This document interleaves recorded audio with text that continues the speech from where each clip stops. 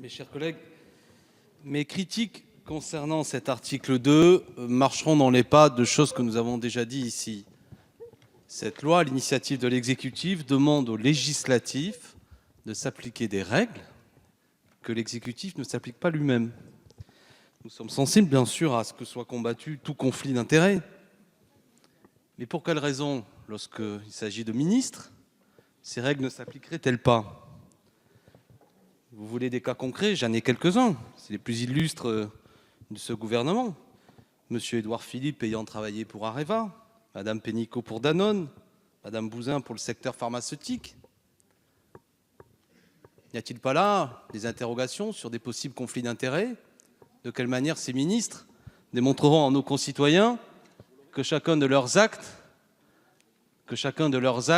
ne sont pas soumis à ces difficultés que nous voulons combattre pour les parlementaires. Bref, vous le voyez, concernant cet article 2, au-delà de la volonté affichée, il y a toujours cette marque, ce pli, si je puis dire, de montrer du doigt les parlementaires, mais d'être particulièrement impuissant vis-à-vis de là où se concentre le pouvoir, notamment le gouvernement. C'est la raison pour laquelle nous présentons nombre d'amendements afin de préciser les choses. Merci. Je vous remercie, Monsieur Corbière. Je donne maintenant la parole à Madame Danièle Obono. Merci Madame la Présidente, mes chers collègues.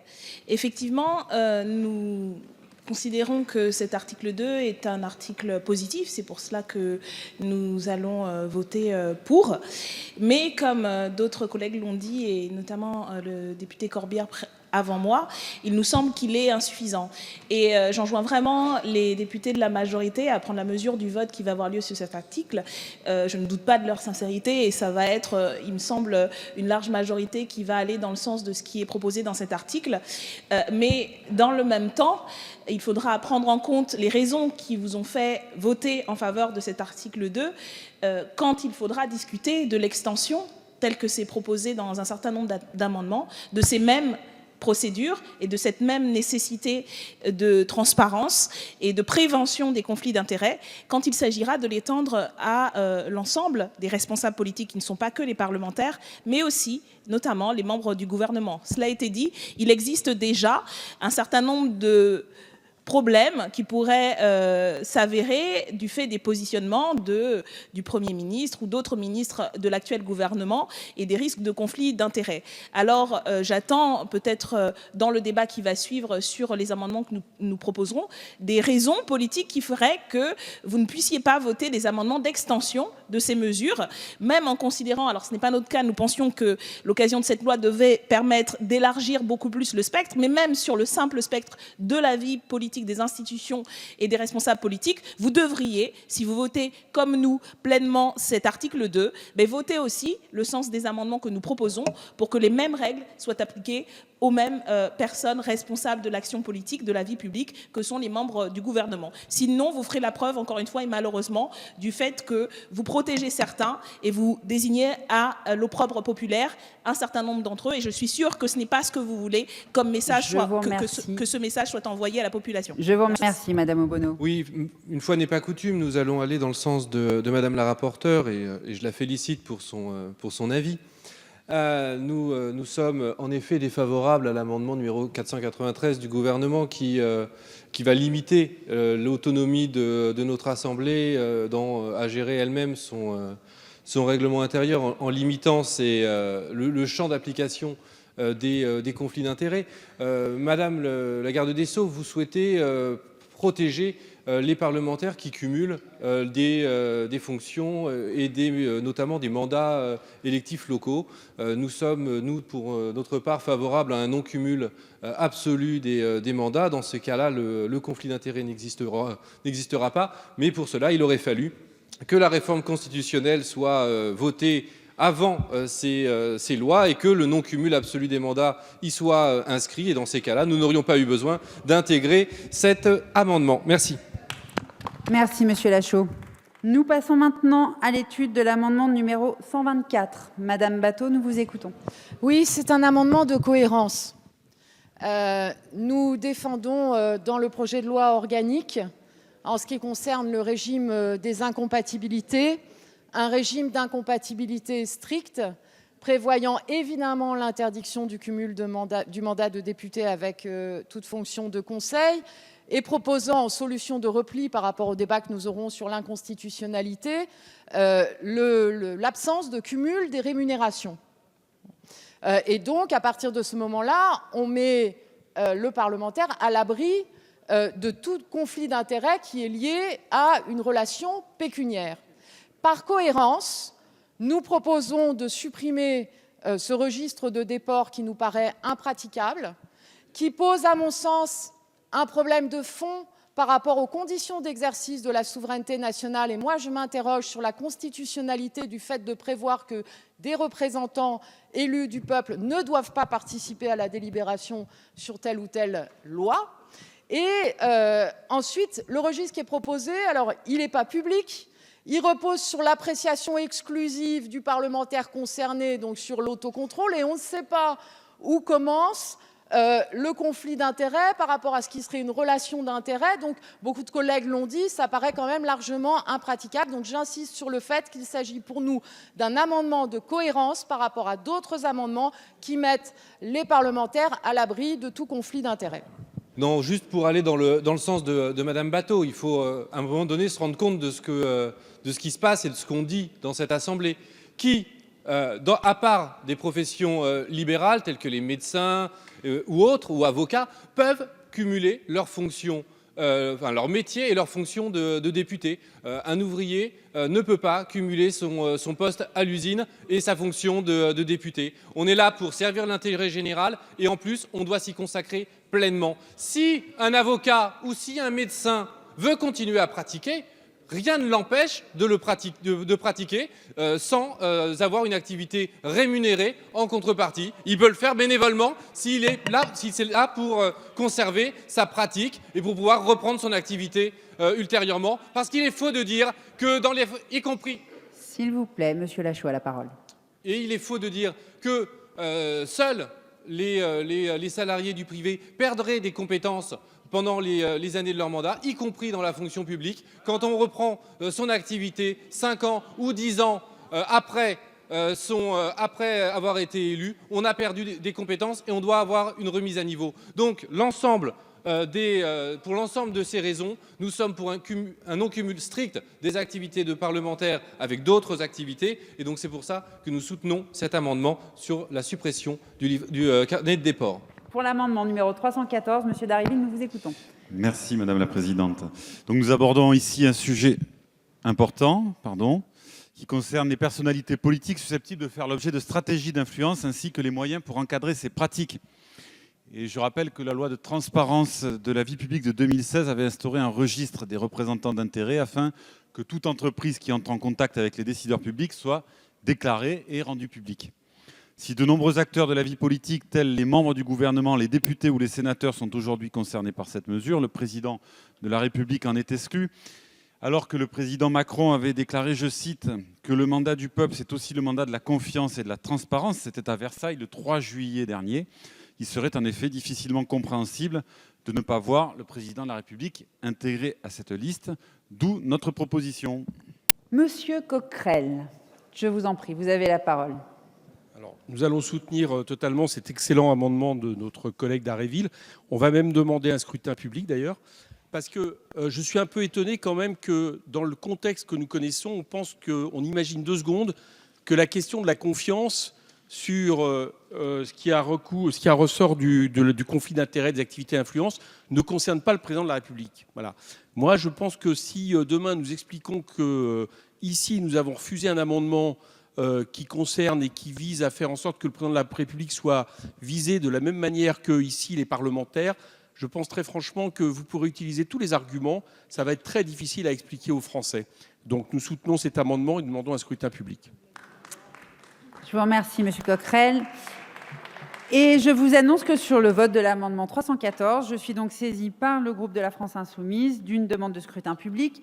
Le scrutin est annoncé dans l'enceinte de l'Assemblée nationale. Madame la ministre, vous avez la parole. Moi, je vous réponds sur le plan normatif et je vous réponds que le véhicule normatif que nous étudions ici n'est pas le bon. il eût fallu, pour toucher au statut du président de la République, modifier la Constitution. Et pour ce qui s'attache au Conseil constitutionnel, c'est l'amendement suivant, c'est par une loi organique qu'on doit le faire. Voilà, donc je pense que c'est la raison pour laquelle j'émets un avis défavorable à ces amendements. Je vous remercie, Madame la Ministre. Monsieur Bernalicis, vous avez la parole. Oui, merci Madame la Présidente. Madame la Ministre, cela vient une nouvelle fois valider ce qu'on vous raconte depuis le début. Il fallait d'abord faire une loi à dimension constitutionnelle avant d'examiner le reste. Encore une fois, alors deux choix s'offrent à nous. En réalité, soit on prend le véhicule normatif qui nous est offert, avec les conducteurs présents, et on met l'amendement dedans, quitte à ce que ça soit retoqué, et ce qui nous donnera peut-être l'assurance de le retrouver à la fin, à la sortie du véhicule, à la fin du parcours, dans le texte à l'automne prochain. Donc moi, je vous propose, parce qu'on ne prend pas grand risque au final, de voter une mesure qui, selon vos dires, ne s'appliquerait pas, à le mettre. En plus, symboliquement, ça vous a été dit par mon collègue et camarade Coquerel, vous donnerez un signal extrêmement intéressant à l'opinion publique. Et je vous sais sensible à l'opinion publique, surtout en ce moment où elle est en train un peu de vous échapper entre les doigts. Merci. Je vous remercie, Monsieur Bernalicis. Vous êtes ici proposé d'étendre l'application, comme nous venons d'en débattre, du registre des représentants d'intérêt aux stratégies de lobbying menées auprès des membres du Conseil constitutionnel. Madame la Ministre. Oui, Madame la Présidente, défavorable. Et je voudrais juste dire à Monsieur Bernalicis que je ne suis pas influencée par l'état de l'opinion, mais par l'état de droit. Je vous remercie, Madame la Ministre. Monsieur Bernalicis, je compte sur vous pour nous éclairer sur l'amendement numéro 315. Merci Madame la Présidente. Mais c'est tout à votre honneur, Madame la Ministre. Mais je suis sûr que l'opinion vous intéresse un minimum. Et j'ai vu, lors de nos débats, de nos échanges, que ce soit en commission ou que ce soit ici dans l'hémicycle, qu'il y ait eu du courage. Du courage chez les marcheurs, notamment Mesdames Braun-Pivet et Madame Forteza, qui ont pu, à un moment donné, essayer de faire bouger les lignes, d'essayer d'être un peu plus en avant par rapport à la proposition du gouvernement. Alors, je le redis amicalement, comme je l'avais dit en commission des lois, ici, c'est l'Assemblée nationale qui fait la loi. Ce n'est pas le ou la ministre. Et donc, vous pouvez très tranquillement, encore une fois, vous ranger derrière cet amendement, qui est un amendement de bon sens, tout comme les suivants qui arrivent ensuite. Et je vous sais compréhensif et sensible à nos arguments. Et j'espère que vous ferez œuvre de courage une nouvelle fois, une fois de plus, afin qu'on puisse faire avancer le débat dans cet hémicycle. Merci. Eh bien, écoutez, on va continuer. Et dans la continuité des amendements que nous venons de défendre, on va enfin parler du Conseil d'État, puisque cet amendement entend élargir la liste des acteurs publics susceptibles de faire l'objet de l'emprise des lobbying. Et donc, il convient, selon nous, d'étendre l'application du registre et de ses nouvelles obligations à l'action potentielle de lobbying auprès des membres du Conseil d'État. Donc, je propose à la fois de respecter deux de mes paroles que j'ai prononcées, pas plus tard qu'hier. La première, c'était de vous dire osons. C'était un appel à aller plus loin sur ce texte, à vous inviter à ce qu'on se dépasse. Et puis le deuxième, c'est le fait qu'on soit effectivement dans une session de rattrapage. Donc là, je vois qu'on s'est un peu raté sur les deux précédents amendements. Le Conseil d'État est vraiment un sujet sensible, important, déterminant, et ça mérite à ce qu'il y ait davantage de votes favorables à cet amendement de la part des députés d'En Marche. J'ai souvenir d'avoir lu des documents du Conseil d'État, une étude d'impact sur la question de la loi à venir, la prochaine que nous allons discuter, sur la transcription de dispositions de l'état d'urgence dans le droit commun. Étude d'impact qui finalement laisse entendre que tout va bien dans ce projet de loi, qui finalement a peut-être quelques aménagements, mais ça va dans le bon sens. Or, ce n'est pas l'avis d'autres magistrats que nous avons pu rencontrer ce matin, comme EFO Magistrature, et je pense que le syndicat de la magistrature, demain, nous donnera aussi un autre son de cloche. Donc, on peut se poser la question de, effectivement, qu'est-ce qui qu'est-ce qui anime le Conseil d'État et est-ce qu'il n'y aurait pas effectivement matière à ce qu'on fasse plus de transparence sur le sujet. Merci. Merci, M. Bernalicis. Nous commençons donc par l'amendement numéro 174. Madame Obono, vous avez la parole. Merci Madame la Présidente, Madame la Ministre, Madame la rapporteuse et chers collègues. Cet amendement vise à restreindre drastiquement l'influence des représentants d'intérêts sur les élus, les membres du gouvernement et les membres de leur cabinet. Nous avons eu, depuis le début de l'examen de cette loi, un débat, des échanges que beaucoup d'entre vous même qualifient d'intéressants, d'instructifs. Et nous pensons qu'avec cet amendement et les différents articles qui vont être discutés, nous commençons à toucher au cœur de l'enjeu de prévention des conflits d'intérêts qui a été annoncé et répété comme étant un enjeu fort, je pense que tout le monde partage. Dans ce cas, je vous enjoins, ainsi qu'à l'ensemble des députés présents, à voter cet amendement, parce que nous voulons mettre en œuvre un certain nombre de mesures, rappeler aux parlementaires la déclaration de cadeaux d'un certain montant, fermer la porte du Parlement aux représentants d'intérêts, renforcer l'outil de transparence que constitue le répertoire numérique des représentants d'intérêts, élargir le périmètre de la haute autorité pour la transparence de la vie publique, qui d'ailleurs dans les auditions indiquait nécessaire d'avoir plus de marge de manœuvre pour assurer son travail. Et je sais que nous sommes tous et toutes attachés à ce que transparence soit faite sur l'ensemble des procédures. Nous pensons qu'il faut que ce soit appliqué bien évidemment aux parlementaires, nous sommes ici présents pour en discuter, mais également aux membres du gouvernement, dont vous n'êtes pas sans savoir que le gouvernement Philippe est composé pour bien la moitié de personnes liées à des lobbies. Et on peut essayer de prévenir les risques de soupçons qui pourraient arriver si le public, les citoyens se demandaient par exemple si c'était l'intérêt de l'État ou l'intérêt général qui influençait les décisions, ou ceux de Sanofi par exemple, que le Premier ministre, comme vous le savez, a rencontré de manière très discrète dernièrement, d'Areva, de Ralia, d'AXA ou de Philippe Maurice. Nous voulons prévenir tout ça. Madame Obono, nous voulons faire retrouver la confiance remercions. dans les institutions. Alors je ne doute pas que vous voterez avec nous cet amendement qui le permet. Merci Madame Obono. Rapporteur, Madame la Ministre, nous vous écoutons. Madame la Présidente, je voudrais faire deux types d'observations, si vous me le permettez. La première observation s'attache au fond des amendements qui nous sont soumis et le gouvernement y est défavorable pour la raison suivante. La loi Sapin II du 9 décembre 2016, qui est relative donc à la transparence, à la lutte contre la corruption et à la modernisation de la vie économique, a créé un régime de transparence des rapports entre les représentants d'intérêts et les pouvoirs publics. Or, ces nouvelles dispositions ne sont entrées en vigueur que depuis le 1er juillet dernier, il y a quelques jours. Et donc, il me semble dans ces conditions qu'il est prématuré d'envisager dès à présent une modification de ces dispositions. Le gouvernement est donc défavorable à cet amendement.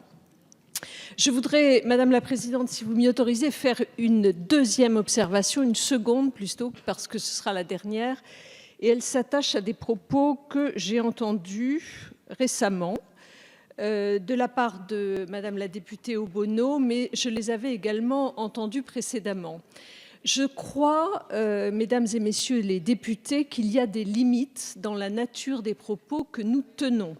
Je vous ai entendu les uns et les autres, l'une et peut-être l'autre, tenir des propos qui étaient à la limite de la suspicion au regard des pressions que subiraient les ministres de la part d'un certain nombre de lobbies. Je crois même, et peut-être me trompais-je, et sûrement me trompais-je, avoir entendu dire que ces ministres représentaient des lobbies. Je dois dire que cela me semble très inexact, et d'autre part que des dispositions dispositions sont prévues et respectées par les ministres qui, me semble-t-il, apportent un certain nombre de garanties. Ces dispositions, vous les connaissez, ce sont les déclarations d'intérêt qui sont effectuées auprès de la HATVP.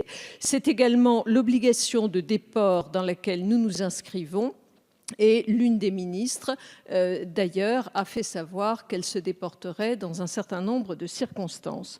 Je pense donc, mesdames et messieurs les députés, que si une discussion critique entre nous est tout à fait acceptable et même souhaitable, c'est l'essence même de la démocratie, il me semble cependant que les insinuations pernicieuses n'ont pas la place dans nos débats. Je tenais, Madame la Présidente, à le rappeler. Je vous remercie, Madame la Ministre.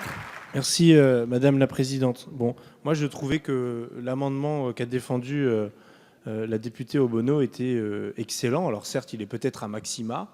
Peut-être que ça a choqué plus d'un de lire qu'ils seront interdits d'accès à l'Assemblée nationale et au Sénat, mais ça nous semblait une mesure plutôt efficace pour le coup. À ça, on ajoutait des mesures de transparence. Bon. Vous nous avez parlé, Madame la Ministre, en parlant de l'amendement qui est plus modéré, on va dire, de Madame Batho, qu'il y avait une histoire de délai. Encore une fois, ça vient d'être mis en place, on ne va pas remettre en cause quelque chose, etc. Sauf que pour le coup, le décret, il semble assez clair. Il n'y a pas besoin d'être sorti de Saint-Cyr pour se rendre compte que ça travestit l'esprit initial de la loi et que la volonté de préciser cette loi par nous-mêmes, par cette Assemblée, est tout à fait louable et va dans le bon sens. Alors, peut-être qu'on pourrait passer un accord sur les histoires de suspicion. On pourrait effectivement dire que, bon, on a eu un mot de trop. Mais alors, si vous pouvez arrêter d'utiliser cet argument sur la vitesse, un coup ça va trop vite, un coup pas assez vite, etc. Moi, je pense que nos débats méritent un peu plus de hauteur et d'arguments concrets sur les éléments qu'on défend les uns les autres. Et il faut bien entendre ce qu'ont dit les députés Roussel et Lassalle, qui ont dit des choses extrêmement intéressantes sur les lobbies en question, et c'est vraiment alarmant. Bon, pour le coup, personne n'a essayé de m'acheter pour le moment, mais je ne dois pas être très avoir beaucoup de valeur pour le moment. Mais c'est pour ça que j'interviens beaucoup en espérant pouvoir attirer l'attention, et j'aurai peut-être des choses à vous raconter.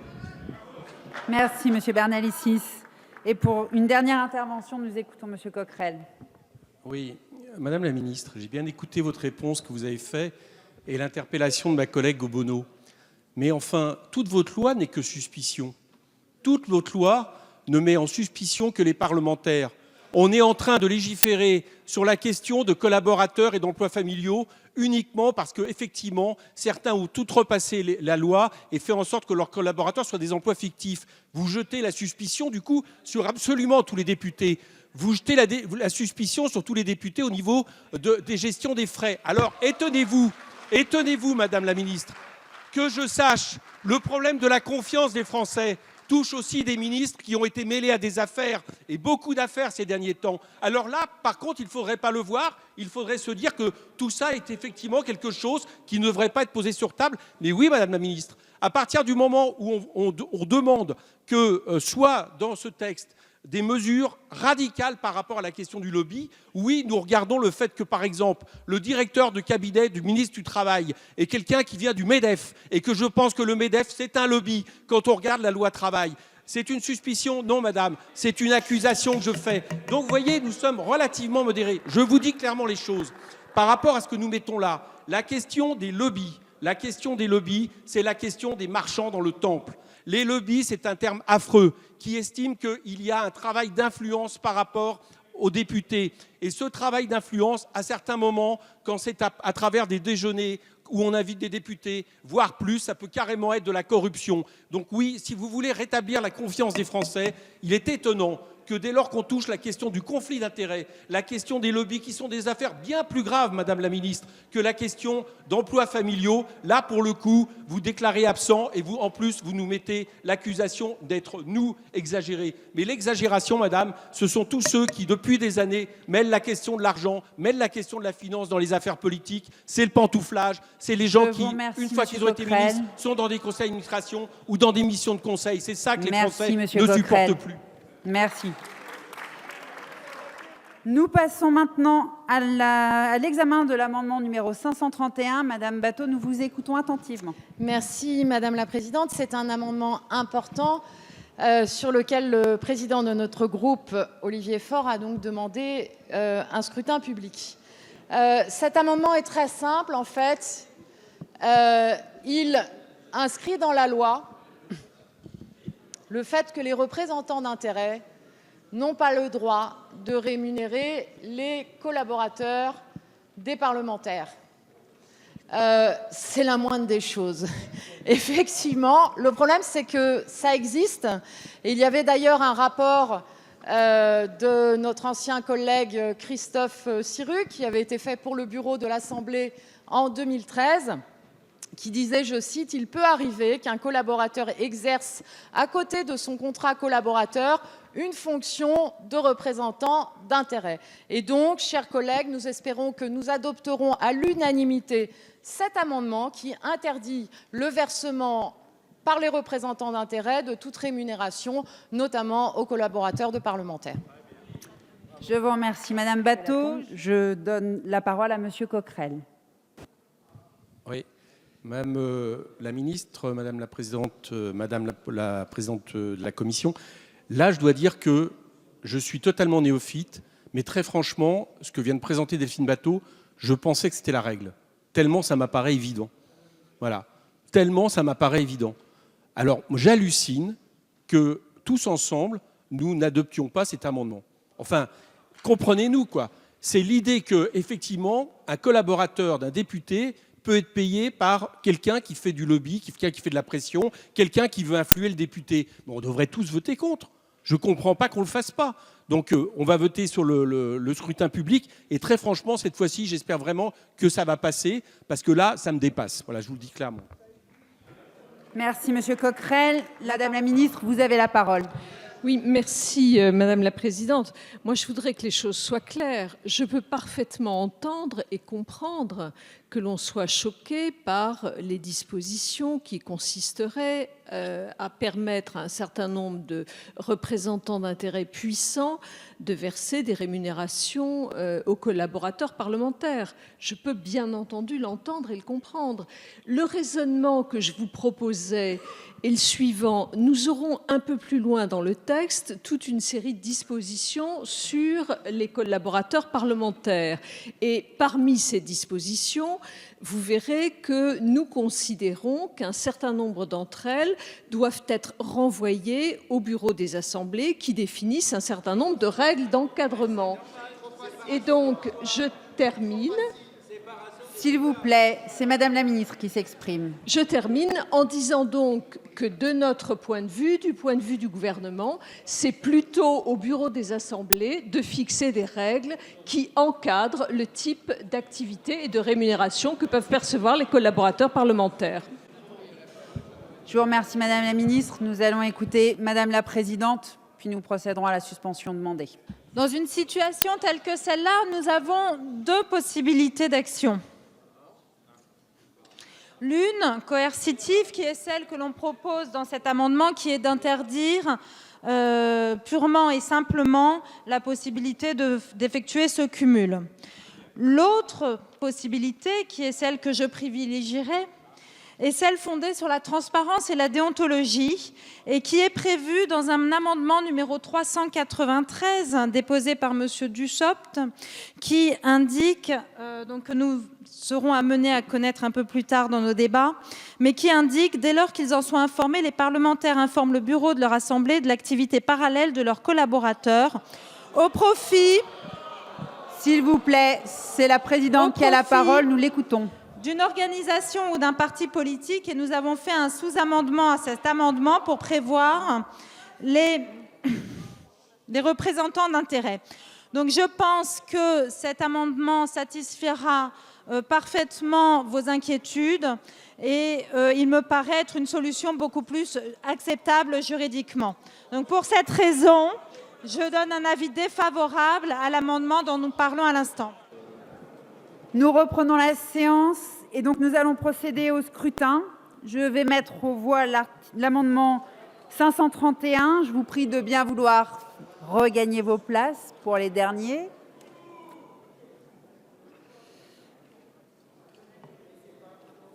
Le scrutin est ouvert.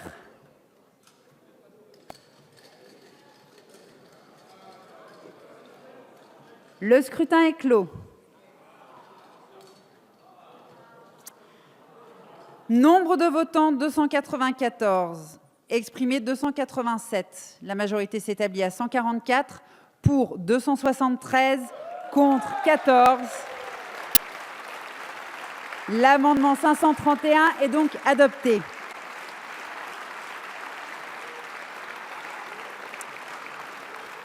La parole est donc pour la défense de l'amendement 159 à Monsieur Prudhomme. Madame la présidente, madame la ministre, chers collègues, l'amendement que nous défendons ici vise à rétablir et à modifier un article que le bon sens et la recherche de l'intérêt commun auraient dû conduire à conserver dans le texte. À travers ce projet de loi, le gouvernement proclame son souhait de rétablir la confiance de nos concitoyens envers un personnel politique qu'il voit souvent dévoyé par les puissances de l'argent. Et voilà que la majorité En Marche renonce à une disposition qui empêcherait réellement que les représentants d'intérêts de grandes entreprises aient l'autorisation de siéger immédiatement dans des instances publiques qui régulent des domaines particulièrement importants tels que la santé, le nucléaire ou l'alimentation. Je vous demande d'imaginer les situations incroyables qui se déroulent chaque jour sous nos yeux. Par exemple, le fait que des représentants de l'industrie alimentaire comme Nestlé, Lactalis ou Coca-Cola participent au Conseil national de l'alimentation, un organisme qui formule des propositions sur les normes alimentaires. On ne peut être à la fois juge et partie à moins d'avoir des intentions malhonnêtes.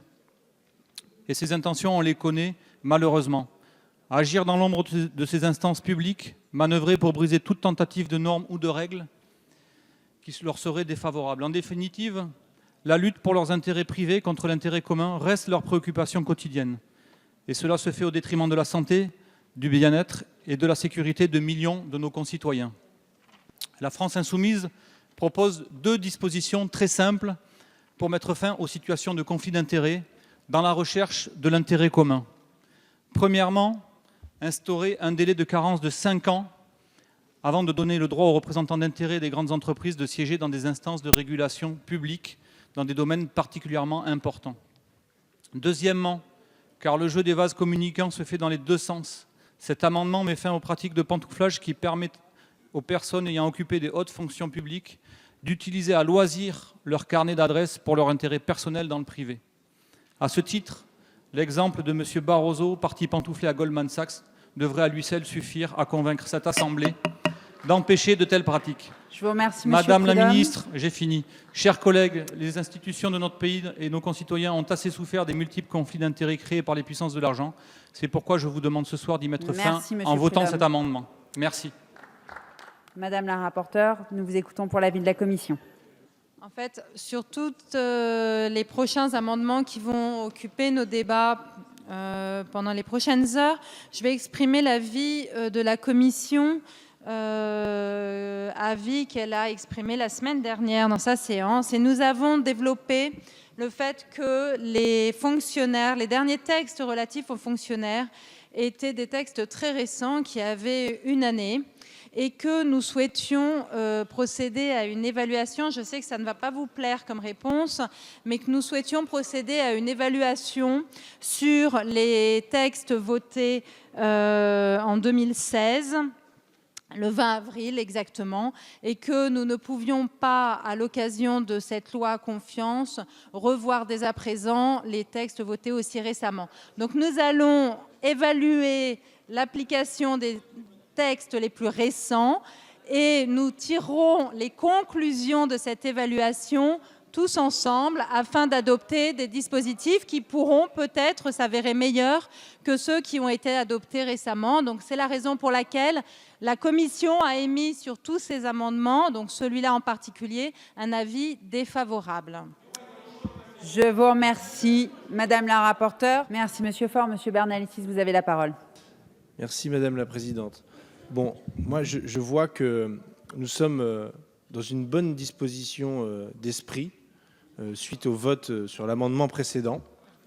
Donc, sur celui-là, je le sens bien, vraiment. Parce que parce que je ne sais pas ce qui se passe pendant vos interruptions de séance, quelles sont les forces qui s'agitent, mais il y a des forces qui s'agitent. Et je vois que Madame la rapporteure veut rester cohérente avec la position qu'elle a tenue en commission, c'est tout à son honneur, mais que beaucoup de gens, de députés d'En Marche, se rendent compte que finalement, peut-être que c'est l'occasion qui fait le larron et que la confiance dans la vie publique, je répète bien dans la vie publique, et non pas uniquement dans la vie politique et pas uniquement dans la vie parlementaire, fait qu'aujourd'hui, on se rend compte que ces amendements, finalement, sont cohérents avec le vote de l'amendement précédent et tout un tas de votes qui ont eu lieu hier et aujourd'hui. Donc, je vous invite une nouvelle fois à faire preuve de ce discernement, de ce courage dont nous savons maintenant, dont nous avons la certitude que vous savez le faire. Et moi, je suis très heureux et je pense qu'il faut qu'on renouvelle cet effort pour tout un tas d'autres amendements. Parce que vraiment, la question du pantouflage, c'est pas un à côté. C'est pas un à côté de cette loi. Et vous le savez. Vous le savez tous et toutes. Donc, je vous invite, sans aucun état d'âme, à voter pour notre amendement, qui, vous l'avez vu, est un maxima, comme à l'accoutumée, et sinon, à voter pour les autres amendements qui ont été déposés. Sur l'amendement numéro 160, nous vous écoutons, Monsieur Coquerel. Oui, hier, si j'ai bien compris, à un moment donné, on a su avancer sur la question de la réserve ministérielle par rapport à la réserve parlementaire. Et bien, de la même manière, nous avons là l'occasion, alors j'espère que la ministre approuvera cet amendement, puisque tout à l'heure, je l'ai entendu promouvoir avec des mots forts la question des registres de déport. Donc là, ça lui donne l'occasion, cette fois-ci, d'aller dans ce sens-là. Et que si elle ne le fait pas, et bien de la même manière, par rapport à un amendement qui me semble au moins aussi évident que celui défendu tout à l'heure par Madame Batho, nos collègues d'En Marche nous suivront, puisqu'il s'agit effectivement, comme vient de le dire mon collègue des Républicains, de proposer que les ministres soient assujettis aux mêmes règles logiques que les parlementaires. Et j'ajoute que c'est un amendement qui a été lui aussi approuvé à l'unanimité par le Sénat, qui en l'occurrence a fait preuve de sagesse. Donc je propose que tout le monde vote effectivement cet amendement. Je crois qu'on va pouvoir s'entendre sur un deuxième amendement ce soir. Merci. Merci, Monsieur Coquerel. Madame la rapporteure, nous vous écoutons pour l'avis de la commission sur cette série d'amendements identiques. Donc l'avis de la commission est défavorable car la loi n'a pas compétence pour régir le fonctionnement du Conseil des ministres. Merci, Madame la rapporteure. Madame la ministre, nous vous écoutons. S'il vous plaît, nous écoutons Madame la Présidente. Le gouvernement est évidemment défavorable à cet amendement pour les raisons que vient d'évoquer Madame la rapporteure, mais également parce que nous considérons, comme le subodorait le député Marlex, que ce dispositif porte atteinte au secret des délibérations du Conseil des ministres. Vous avez bien tenté, monsieur le député, de nous démontrer que tel n'était pas le cas par un sophisme, mais je vous rappelle que toutes les délibérations du Conseil des ministres ne sont pas publiques et dès lors, le déport qui pourrait être affiché contreviendrait à cela. J'ai rappelé d'ailleurs tout à l'heure que les dispositions qui sont relatives au déport des membres du gouvernement et qui sont contenues dans la loi de la transparence de 2013 sont extrêmement strictes, extrêmement bien organisées. Et donc, il me semble que ce système apparaît suffisant. Merci, Madame la ministre. Merci, Monsieur Marlex. Monsieur Coquerel, vous avez la parole. Oui, moi je dois dire que j'espérais, Madame la Présidente de la Commission, Madame la Ministre, que vous alliez nous étonner au cours de cet amendement et non pas nous expliquer, nous donner des arguments qui, franchement, ne tiennent pas la route, quoi. Je vous rappelle quand même que le Premier ministre, en théorie, je sais bien que cette fois-ci, le président de la République lui a brûlé la politesse à Versailles, mais vient devant l'Assemblée demander la confiance de l'Assemblée par rapport au gouvernement. Donc, où allons-nous imaginer qu'après à nous avoir sorti la même chose vis-à-vis du président de la République, cette fois-ci, le Parlement n'aurait rien à dire, rien à expliquer par rapport à ce qui se passerait dans un Conseil des ministres? Bon, enfin, où a-t-on vu ça? Le Conseil des ministres et le Premier ministre est responsable devant le Parlement.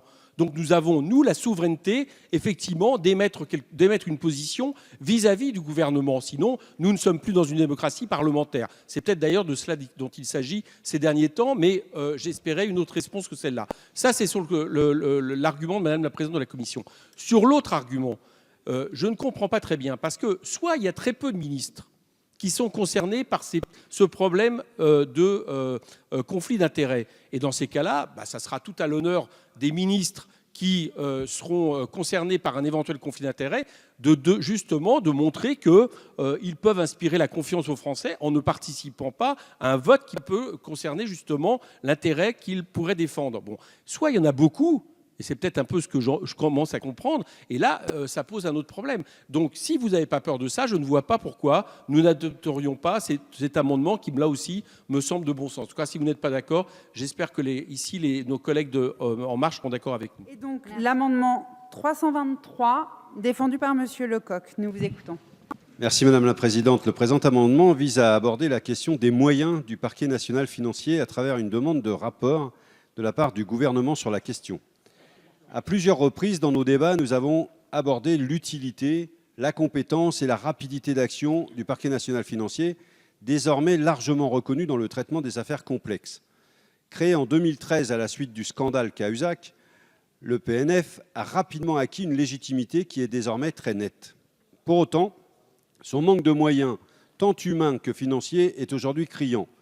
Au moment de la création du parquet national financier, via la loi de 2013, sur la lutte contre la fraude fiscale et la grande délinquance économique et financière, l'étude d'impact estimait qu'il fallait 22 parquetiers pour traiter 260 dossiers. Aujourd'hui, ils ne sont que 15 pour traiter plus de 400 affaires. Notre amendement vise à informer les parlementaires sur les moyens réellement disponibles pour le PNF et sur l'effort budgétaire et humain à faire pour l'État pour que soient atteints les objectifs initialement prévus par la loi de 2013. Merci, Monsieur Lecoq. Madame la Présidente, Monsieur le député Lecoq, j'émets un avis défavorable au nom du gouvernement, et ce pour 4 raisons. Pas une, 4. Il nous semble que cet amendement n'a pas de lien avec l'objet de la loi.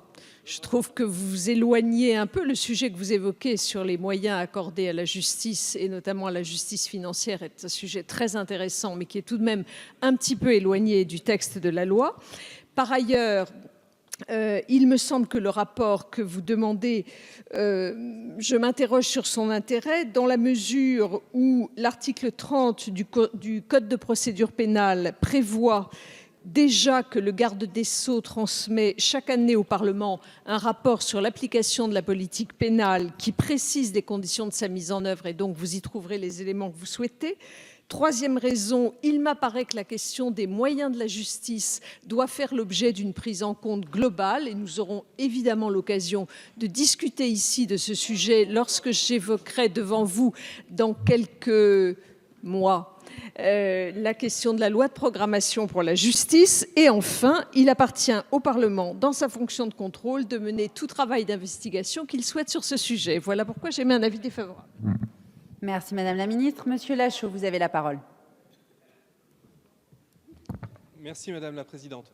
Oui, nous avons longuement évoqué la question du verrou de Bercy tout à l'heure, et Madame la Ministre, vous aviez expliqué que c'était complexe ces affaires de fiscalité, et que les procureurs n'étaient pas forcément les plus à même d'y répondre dans les bonnes conditions. Donc l'amendement qui nous propose d'évaluer de manière précise les moyens tant humains que financiers du parquet national et financier nous semble justement être une pierre utile à la construction d'un édifice commun pour arriver à faire sauter ce verrou de Bercy, au moins en tout cas un élément complémentaire des multiples commissions que vous nous avez promis sur le sujet. Et un rapport de plus au milieu d'une marée de commissions ne devrait pas gêner le gouvernement. Pour l'amendement numéro 163... Pardon. Pas de souci. Merci Madame la Présidente. Par cet amendement, nous voulons nous aussi interdire à tout ancien fonctionnaire ou agent public d'exercer une activité de conseil qui a trait directement ou indirectement aux missions de service public attachées à ses anciennes fonctions. Et cela nous semble effectivement indispensable pour garder une indépendance des institutions publiques face à la puissance des lobbies. Et je voudrais illustrer ce que disait Madame Batho tout à l'heure par des exemples. J'aime raconter par exemple que l'ancien préfet de Loire-Atlantique, qui avait notamment piloté au niveau local le projet de Notre-Dame-des-Landes, travaille maintenant à Vinci, qui est le principal promoteur et intéressé dans cette histoire de l'aéroport de Notre-Dame-des-Landes, ce qui n'est pas sans poser un certain problème sur la question de l'intérêt général. Et cette pratique de passer d'une partie privée à publique est en effet quelque chose de courant. J'aimerais juste rappeler quelques chiffres. Aux postes de responsabilité, on trouve des anciens hauts fonctionnaires à 59% dans Veolia en 2010, à 50% à Vinci en 2010. Donc il nous semble important que ce jeu des chaises musicales entre l'administration et les grandes entreprises soit mis en cause ici, car il pose un problème majeur du point de vue de l'intérêt général. Merci. Merci Madame Panot, excusez-moi pour ce petit oubli passager. Madame la présidente, mesdames et messieurs les députés, c'est également un avis défavorable que j'émets. Je voudrais juste ici faire une toute petite intervention pour reprendre des propos qu'a déjà tenus Madame la rapporteure de la commission. Nous estimons en effet globalement que les dispositions relatives à la fonction publique sont sans lien avec le texte initial. Et je voudrais que, mesdames et messieurs les députés, en tout cas pour ceux d'entre vous qui utilisez cet argument, vous cessiez de parler d'antiparlementarisme. Il n'y a pas d'antiparlementarisme.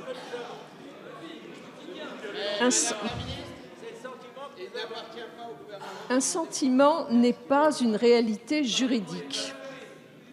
J'apprécie beaucoup, messieurs les députés, vos sentiments, mais je crois malgré tout que ce qui importe ici, c'est la réalité juridique de ce que nous faisons. Et il n'y a pas d'antiparlementarisme à double titre. J'ai déjà utilisé cet argument devant vous, je le reprends. D'une part, un certain nombre de dispositions concernent, je vous demande de l'observer, concernent les exécutifs et concernent les membres du gouvernement. Je reprends ici les questions liées à la sanction pénale des emplois familiaux, à la réserve ministérielle, aux déclarations de patrimoine pour le président de la République, déclaration d'intérêt pour les candidats, les informations qui sont données à la HATVP pour les personnes qui sont pressenties comme pouvant être membres du gouvernement, etc. Donc vous ne pouvez pas dire que rien dans ce texte concerne les membres de l'exécutif. S'il vous plaît, Madame la ministre vous répond et elle est seule à avoir la parole. Je vous remercie. Par ailleurs, il y a, et je tiens à le redire ici, une volonté que nous avons clairement affichée dès le dépôt du texte de ne pas revenir sur les dispositions, de ne pas revenir maintenant sur les dispositions qui concernent la fonction publique. Pourquoi ? Je le redis à nouveau ici.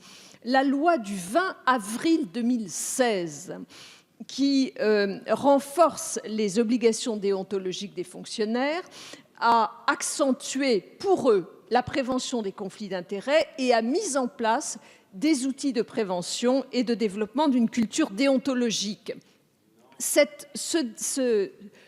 Non, mais c'est le titre de la loi. C'est le titre de la loi qui a 1 an, monsieur le député. Par ailleurs, s'il vous plaît.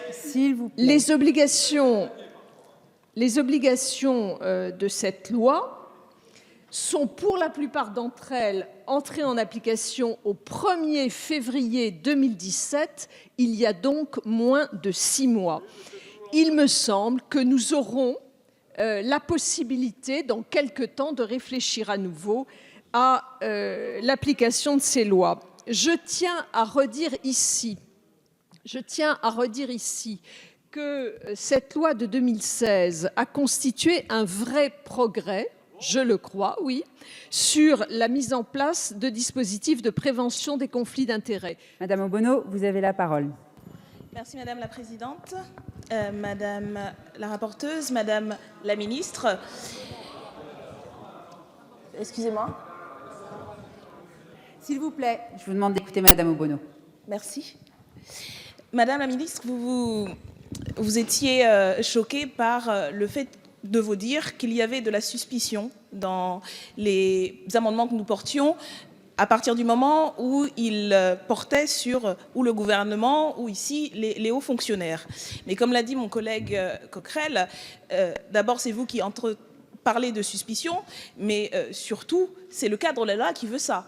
Vous nous dites qu'il existe déjà une législation sur les hauts fonctionnaires, mais il existe aussi déjà des règles pour les parlementaires. Et pourtant, nous sommes en train de discuter d'amendements, d'une loi qui touche en grande partie des parlementaires. Vous évoquiez des points qui portent sur le gouvernement, mais ils sont très minimes. Vous le reconnaîtrez vous-même que sur l'ensemble de la loi, c'est plutôt à la marge. Et quand le Parlement est saisi pour enrichir des textes, puisque c'est aussi ce que nous faisons. C'est pas parce qu'il y a des textes qui existent déjà que nous ne pouvons plus voter aucune loi sur les mêmes sujets pour les enrichir. Ce serait quand même le comble. Vous vous êtes opposé systématiquement à tous les amendements qui permettaient d'enrichir. Nous ne portons pas la suspicion. Au contraire, nous voulons prévenir la suspicion dans le public et parmi les citoyens. Et c'est notre rôle de le faire. Et en même temps, quand nous caractérisons, parce que c'est une caractérisation que nous sommes encore légitimes de porter, les oppositions que vous menez systématiquement à tout élargissement comme anti-parlementarisme, c'est un fait. Vous vous êtes opposé à tous les élargissements qui élargissaient le propos en dehors du Parlement. Donc c'est de votre fait, c'est de votre opposition que nous sommes obligés de porter cette caractérisation, et vous ne pouvez pas nous targuer de mener la suspicion quand vous l'entretenez en vous opposant à chaque fois à ce que nous faisions notre travail. Merci Madame Obono.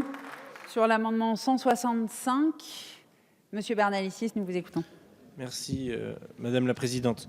Oui, donc nous on propose qu'il y ait une durée de 10 ans avant de pouvoir avoir un poste dans une fonction qui avait trait à ce qu'on faisait avant dans la fonction publique. Bon. Moi, je voudrais revenir un peu sur ce qui a été dit tout à l'heure, parce qu'on est dans le fil, la continuité de notre discussion juste avant. Je crois, Madame la Ministre, que nous avions passé un pacte. Enfin, vous ne m'aviez pas répondu, mais qui ne dit mot consent, et j'étais parti du principe que nous étions d'accord pour ne pas revenir continuellement sur des arguments de vitesse ou de ralentissement ou que sais-je encore. Bon, j'ai vu qu'il y avait des interventions, notamment de ma collègue et camarade, la députée Mathilde Panot, qui nous a posé des problèmes concrets à résoudre, du monde réel. C'est bien ça dont il s'agit, c'est qu'on doit résoudre des problèmes concrets. On n'est pas juste là pour parler de textes et d'amendements hors sol. Et aujourd'hui, nous n'avons pas donné de réponse satisfaisante à ces problèmes concrets, qui sont réels et qui participent de la confiance dans la vie publique. J'insiste sur les termes que vous avez choisis pour ce projet de loi. Alors, j'ai entendu aussi le député Aubert tout à l'heure nous dire qu'il fallait peut-être penser à renforcer le statut, la haute fonction publique, et qu'il fallait donner un projet à la fonction publique en général. Moi, j'ai un projet, ça s'appelle augmenter le point d'indice. Bon, alors ça vaut ce que ça vaut, mais ça permet de revaloriser quand même la fonction publique. Bon, j'ai remarqué quand même que ce n'était pas la pente sur laquelle on se trouvait, ce qui est, ma foi, assez regrettable. Alors, vraiment, au milieu de tous ces amendements qui sont rejetés les uns après les autres, qui visent à étendre le texte, je vous avais dit en introduction hier que je ne souhaitais pas que ce texte soit un coup de com'. Et je vous demandais de me démentir.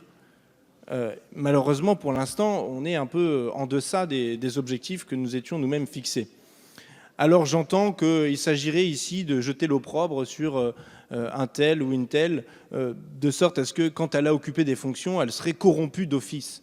Mais il ne s'agit pas de ça, il s'agit de préserver aussi ces mêmes individus de pouvoir tomber à un moment donné dans un certain nombre de turpitudes. Je veux dire, à un moment donné, on peut tous être tentés d'utiliser ces savoirs à bon escient et surtout pour un petit appât du gain, parce que c'est de ça dont il s'agit quand on va travailler dans le privé. Ça a été joliment dit, c'est-à-dire qu'on est mieux payé dans le privé à compétences égales que dans le public avec les mêmes savoirs qu'on a accumulés. Et l'appât du gain, je vais vous demander de conclure, s'il vous plaît. L'appât du gain reste un appât, il ne faut pas l'oublier. Merci. Sur l'amendement suivant, numéro 164, Monsieur Coquerel. Oui, très souvent, je peux vous remarquer ce soir, mais mon collègue Hugo Bernalicis joue souvent le good cop Et puis moi, je suis un peu plus dur. Là, c'est l'inverse. Moi, je vais vous proposer le même amendement. Si vous ne voulez pas voter le précédent, parce que c'est 10 ans, eh bien, cette fois-ci, vous voterez un amendement modéré, puisque nous proposons la même chose pour 5 ans. Plus sérieusement, je voudrais dire deux petites choses par rapport à ce que disait Madame la ministre pour défendre cet amendement. Donc, nous ne légiférerions pas parce qu'il y aurait eu des lois il y a quelques mois. Bien, je l'ai dit tout à l'heure, la loi travail précédente a été votée il y a quelques mois. Laissons-les, même si je ne suis pas d'accord avec cette loi, mais après tout, laissons-la accomplir, j'allais dire, ce pourquoi elle a été votée. Et ce n'est pas ce que vous faites, puisque vous en imposez une nouvelle beaucoup plus dure. Et de la même manière, je vous ferai remarquer que vous avez rectifié le budget il y a quelque temps, donc vous estimez qu'à certains moments, vous pouvez rectifier des choses. Alors, ici, vous nous demandez d'adopter une loi sur la confiance. Pourquoi, expliquez-moi pourquoi, vous vous arrêtez à chaque fois sur le chemin qui sépare la confiance vis-à-vis des parlementaires et la confiance vis-à-vis soit des ministères, soit ici de la fonction publique. La deuxième chose que je voudrais dire à mon collègue, qui tout à l'heure nous expliquait qu'en gros, ça ne servait à rien, parce qu'après tout, quelle importance de passer d'un conseil d'administration, d'une direction, d'une entreprise privée, puis une entreprise publique, etc. Eh bien non, je ne suis pas d'accord. C'est un peu le même problème qu'on avait eu avec certains d'entre vous au moment de la loi travail, où on nous décrivait le monde de l'entreprise comme un monde de bisounours dans lequel il n'y avait pas des conflits inhérents justement au rapport à la production différent entre celui qui détient le capital et celui qui a sa force de travail pour vivre. De la même manière, regardez les livres de Pinson-Charlot si vous souhaitez vous documenter, qui vous montrent effectivement qu'il y a une analyse sociologique des riches qui fait qu'aujourd'hui, une oligarchie est en train de se créer dans ce pays. Et elle cumule des pouvoirs et de l'argent de manière absolument inédite. Et nous, en tant que parlementaires qui défendons l'égalité républicaine, nous avons le devoir de légiférer pour empêcher ce contrôle de pouvoir. Et dans le cas, par exemple, qui nous est posé, effectivement, c'est un problème que quelqu'un s'engage dans la fonction publique et puisse se retrouver, comme le gouverneur de Banque de France, immédiatement après avoir été dirigeant de BNP, dirigeant d'une institution publique qui a la Banque de France, dont la Banque de France est justement une des parties prenantes. Nous devons poursuivre. Merci. J'appelle l'orateur suivant, Madame Obono, s'il vous plaît. Et je vous invite à faire attention à votre temps de parole si vous souhaitez que nous finissions à l'heure. Merci Madame la Présidente. Merci Madame la Présidente, Madame la Ministre, Madame la Rapporteuse, chers collègues. Vous ne pourrez pas dire que nous n'avons pas essayé d'avoir un échange constructif, y compris en ce qui concernait les situations des parlementaires. Nous sommes nombreux et nombreuses ici à avoir proposé des amendements pour aller plus loin, pour préciser ces questions. Donc, par rapport à notre collègue qui nous interpellait tout à l'heure, non, nous n'avons aucun problème à discuter de ces questions-là et je pense que ça a créé des débats très intéressants. Vous ne pouvez pas dire, de notre point de vue, que nous ne comprenons pas le sens du texte, puisque, comme l'a expliqué notre collègue, le texte lui-même est intitulé de telle manière qu'il devrait nous permettre de le faire. Et je pense que, comme cela a été révélé, je pense que c'est surtout le gouvernement et sa communication qui s'est un peu emmêlé les pinceaux dans les volontés affichées de faire une grande loi qui marque en procédure accélérée, qui permettrait de pouvoir la sortir du chapeau pour dire voilà, tout est réglé, et en fait, en ne faisant pas ce qu'elle prétend faire et en semant effectivement la confusion dans les assemblées et aussi dans la population. Donc ce sera de votre responsabilité d'expliquer cela aux concitoyens et aux concitoyennes qui nous regardent en ce moment.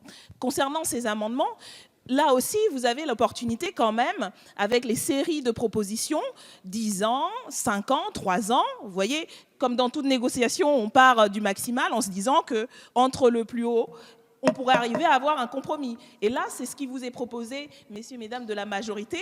Entre les différentes propositions, il y a quand même de la marge pour arriver à se mettre d'accord. Si nous sommes tous d'accord que nous voulons renouer avec la confiance et éviter les suspicions, vous devriez très simplement voter en faveur d'au moins quelques-uns de ces amendements parce que nous pensons qu'ils permettent de faire ce travail. Nous faisons plusieurs pas en votre direction. Nous espérons que vous en ferez en la nôtre.